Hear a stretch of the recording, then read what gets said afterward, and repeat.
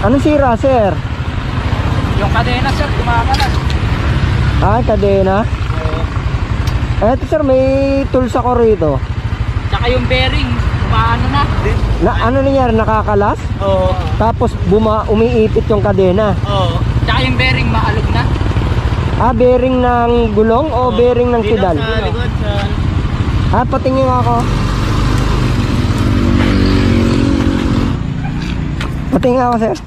Ito, Saan ba? kumakalas. Kumakalas? Oo, tapos yung bearing niya, umaano na, umaalog na. Ayaw pa Umaalog? naman pinanggalingan, oo. Ah. Try pa. May Cardona pa kami uwi.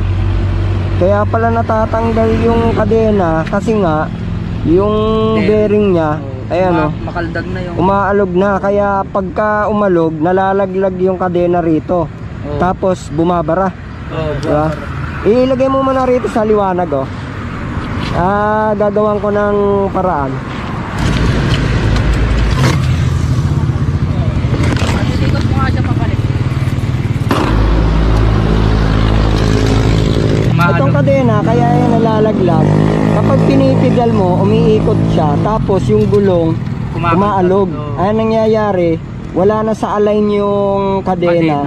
Nalalaglag siya, tapos bumabara dito. Bumabara, hindi na yan mapipidal. Kailangan talaga. Saan ba kayo galing? Tay-tay pa po kami, doon pa po kami nagtatrabaho. Tay-tay ang trabaho nyo, tapos uuwi pa kayong Cardona, Rizal? Eh sa mga masahe po, nagpapek na. Ah, wala kayong pamasahe, kaya nagbabike na lang kayo.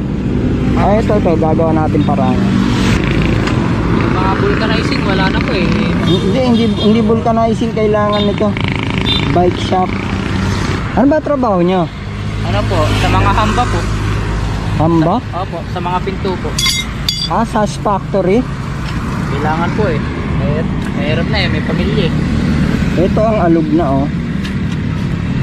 Sa bayo ko yan yan? Ah? Sa bayo?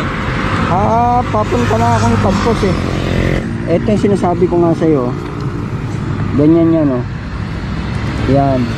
Anong nangyari? Wala na to. Oh, wala. Ito, ayan o. Tingnan mo, tagos na hanggang dun. Kaya nangyari ito, lumubog na. Gawin natin, tatanggalin natin tong kopa. Ganito ang itsura niyan. Diba? Tanggal na doon. Diba? Napudpud na yan. Kaya nangyari na